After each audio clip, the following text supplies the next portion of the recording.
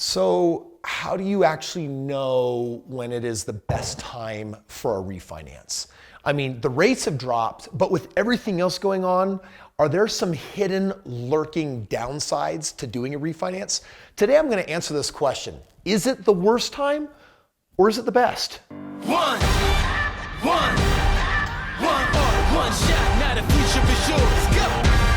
I'm turning dreams into reality. Yeah. It's one shot, now the future is yours. Go!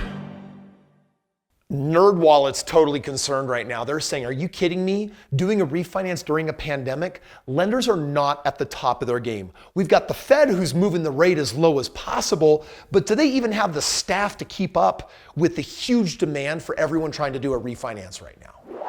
Before we get ahead of ourselves, let's first define what a refinance is.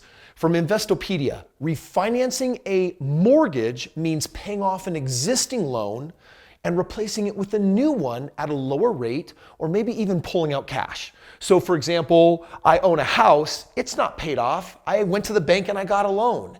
I'm basically saying I want to redo the loan because I might be able to lower my interest rate, which means I'm going to save some money over time, or I might even be able to pull some cash out because I've built up some equity because of how much the house is paid off. Now out the gate, you might be thinking, Kris, if I can refinance to a lower rate and save money, isn't that a good thing?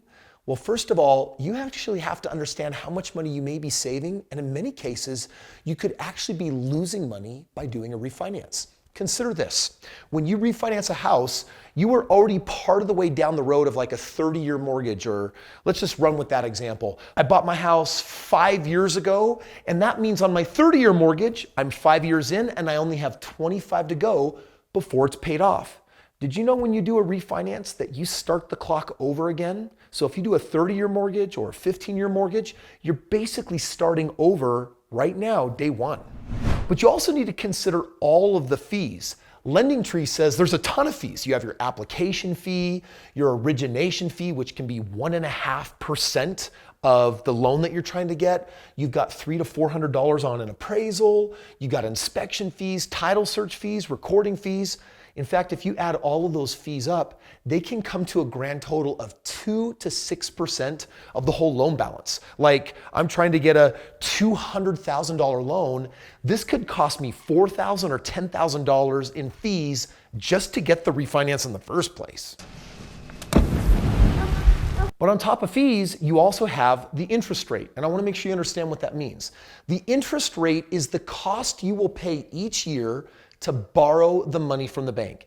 It does not reflect the fees or any other charges you may have to pay to get the loan. So understand that when the bank is coming at you or a loan officer and saying, hey, look at the interest rate I can get you, that's not the number you should ever be looking at.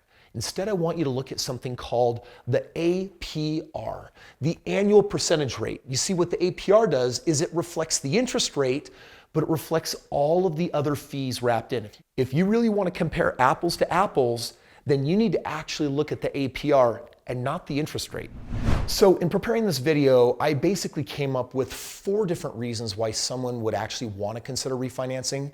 And during this video, I want to educate you on all 4 of these so that you really can understand when would it make sense to do refinance, when should I hold off. With rates dropping, I'm refinancing a ton of my properties, but guess what? There's also a lot of them I'm not pulling the trigger on based on what I'm about to teach you.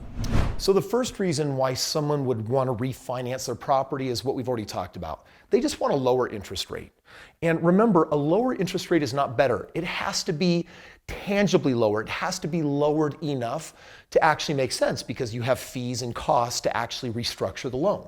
So when you get a lower interest rate, it could be because you want to put more money in your pocket because my payment is now less every month. That's more money that I can save, invest, or do other things with. Or I want to lower my interest rate because I want to build equity in my house faster. Meaning the less you're paying to the bank, the more you can actually put towards the house and actually build equity faster. By the way, there are some people that refinance to a lower rate so that they can take the extra money and just pay it towards the house every month anyway. And it's their way of paying it off faster.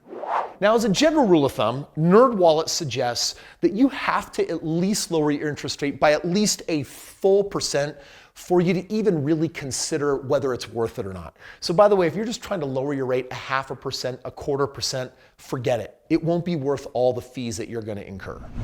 Now listen, if you know me, if you're a subscriber to my channel, you know that I have super high standards. So for me, I'm actually not interested in this 1% rule. It's not 1% based on interest rate, it's 1% based on APR. If you make that your standard, you'll make better decisions.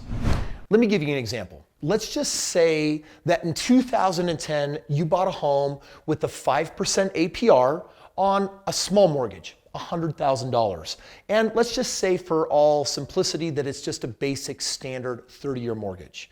But 10 years later in 2020, you have an opportunity to refinance to a 3% APR. So I'm looking at a delta difference of 2 points. I'm going from 5 and dropping all the way to 3.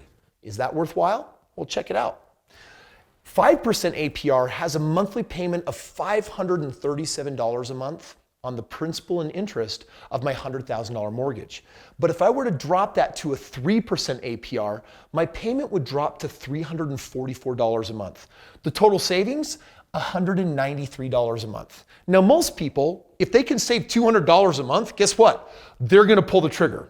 Because my APR is so different and it's well beyond that 1%, if this were an investment property, and for me it likely is, maybe for you too now that you're a subscriber on my channel, an extra $193 going in your pocket every month gives you a greater standard of safety, because if something breaks or tenant moves out or something happens, you've got an extra $200 a month that you're pocketing that you can put towards any repairs, changes, or just a nice distribution that you pay yourself. There's nothing worse than playing a game of pool and sinking the 8-ball prematurely. That's not very different than actually getting a bad refinance. Let me show you what that looks like too. Let's say you already had a really competitive interest rate, 3.7 APR, and you had a 20-year mortgage, not a 30-year, so your payments are a little bit higher, but on your $100,000, it's $460 a month. Well, let's say you had a chance to move all the way down to a 3% APR, so you're basically shaving off 2/3 of a point, 0.7%, not even a full 1%. You might drop your payment from $460 to $330, but that's now on a 30-year mortgage, not a 20-year mortgage. And even though I may have savings in this example of $131 a month, with the fees that you picked up to restructure this, it's going to be a long time before the $131 a month actually pays off all those fees.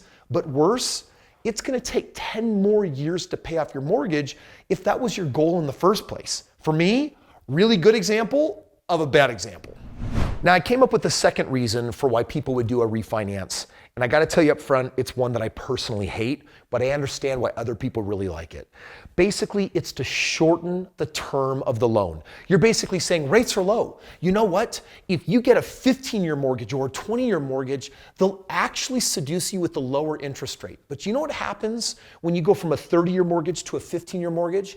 If you want to pay off that house in half the time, you're going to have to pay a lot more money every month. So you might save some money in interest, but bottom line, there's always going to be people out there that think the best way to pay off your house is just to throw more money at it with a lower interest rate. And that's what some people will do. They'll lower the total price of their mortgage, and this will increase or decrease monthly payments. And I'm going to tell you, most of the time, it's going to hike it up, not a little. Let me show you an example. You've got a 3.7% APR, and if you'll go from a 30-year to a 15-year mortgage, you can drop it down to 3%. Now, there's a lot of people that will say, that's kind of exciting because my path to paying off this house is actually using the bank system. So let me show you what that looks like. They currently, on their $100,000 for simple numbers, have a payment of $460 a month for their 30-year mortgage at their 3.7% APR. By dropping it to 3%, but going on to a 15-year mortgage, guess what? Their payment doesn't go down. It actually moves from $460 a month to $540 a month. In other words, it costs them $80 a month to get that refinance and have a lower rate. Why would anyone in their right mind do that? But why? Why would you do that? Why would you do any of that? Because instead of taking 30 years to pay off the house, it'll take 15 years. And you know what?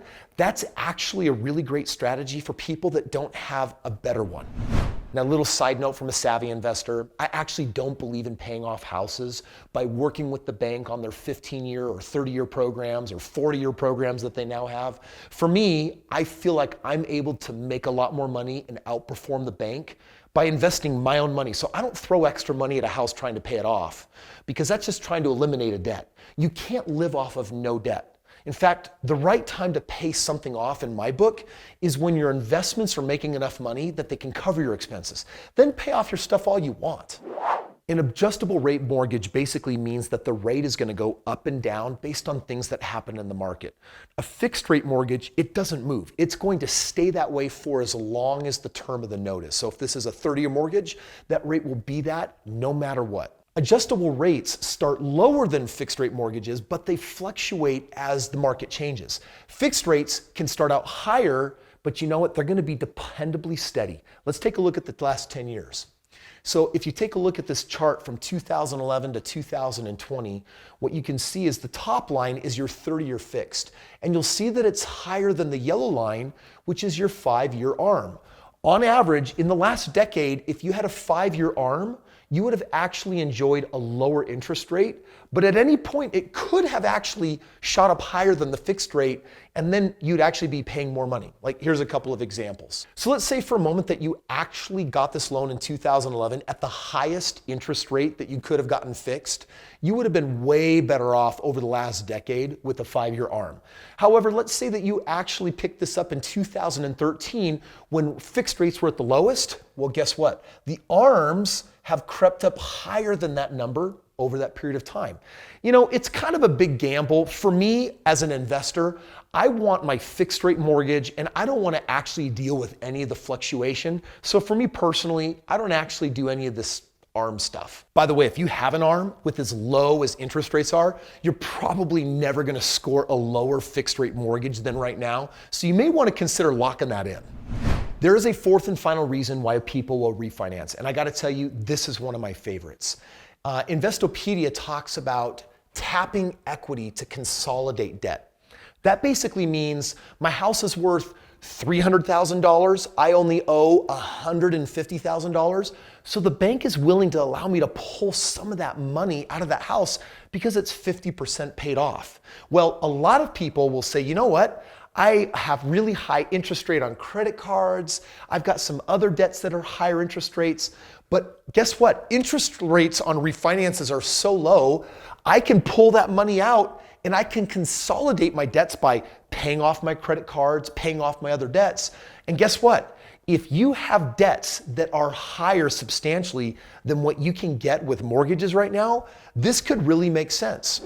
I don't actually ever tap into equity, however, to consolidate my debts because I don't get into bad debts in the first place. You know what I do? I like to tap into the equity of a home, pull the cash out, because guess what I want to do? I want to go buy more real estate. And often I will have my houses give birth to other houses because when you buy them right and over time when you've got good equity, in general, my game plan is always have one house in 5 years turn into 2 and have 2 turn into 4 and have 4 turn into 8 and 16 and 32. And in time, guess what? You become a multi-gazillionaire in real estate because you're actually using the equity in the mortgage to actually buy more houses. This just in, breaking news. Did you know that in a surprise move, mortgage giants like Fannie Mae, Freddie Mac say that they're going to start imposing a new fee. They're going to add 0.5% on all refinances that close after September 1st. So by the way, if you were refinancing a $300,000 loan, that would be an extra $1,500 in costs. This is just happening right now. You know, back in 2008 during the Great Recession, when the subprime crisis hit, most people lost the equity that they had in their homes and we became a very equity poor nation. Right now, we've learned some lessons because in the last 10 years, most people, if you own real estate, you're likely sitting on some equity.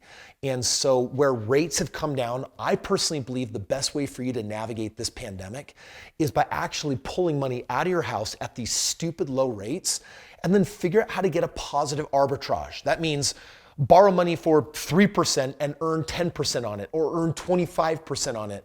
And if you don't know how to do that, I want you to click the link below.